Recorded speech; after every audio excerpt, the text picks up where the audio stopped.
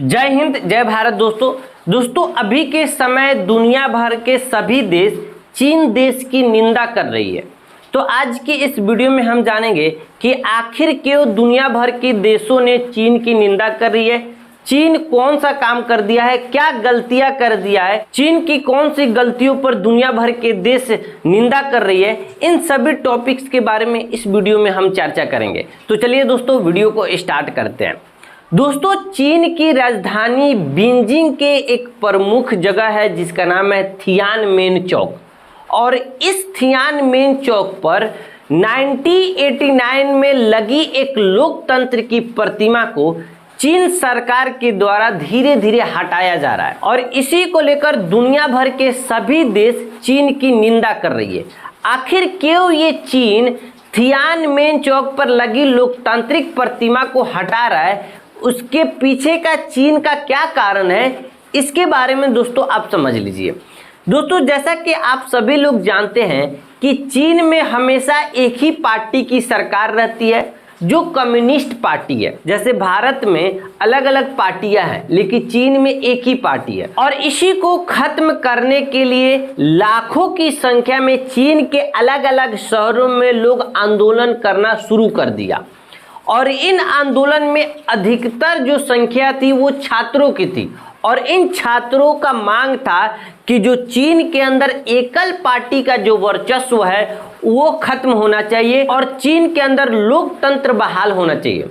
जैसे दोस्तों भारत में क्या है, अलग अलग पार्टियां हैं, कांग्रेस पार्टी है, बीजेपी पार्टी है, एसपी है, बीएसपी है, आम आदमी पार्टी है।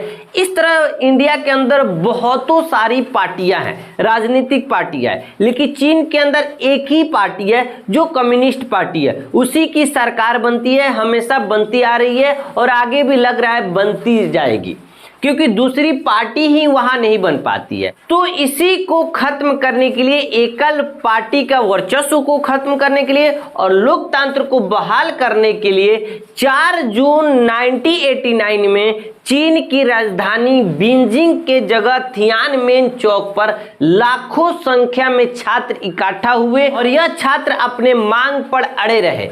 चीन की जो सरकार थी, इस आंदोलन पर सरकार की काबू पाना बहुत ही मुश्किल हो गया था।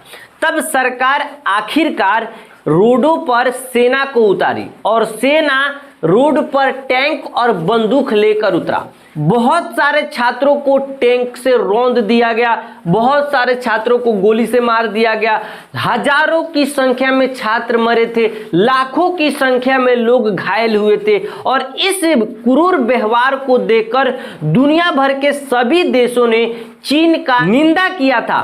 और तब आकर वहां पर जब यह आंदोलन खत्म हुई थी, आखिरकार एकल पार्टी का वर्चस्व भी खत्म नहीं हुआ, न ही लोकतंत्र बहाल हुई, लेकिन वहां पे उस समय लोकतंत्र के जो आंदोलन की जो निशानी थी उसको बनाया गया, वहां कुछ प्रतिमाएं बनाए गए और लोकतंत्र के आंदोलन की कुछ निशानियां बनाई गई। और अभी क्या कर रहा है, चीन जो है थियानमेन चौक पर जो 1989 में जो प्रतिमा बनी थी वो धीरे धीरे वहां से हटा रहा है, और बहुत हटा भी दिया है।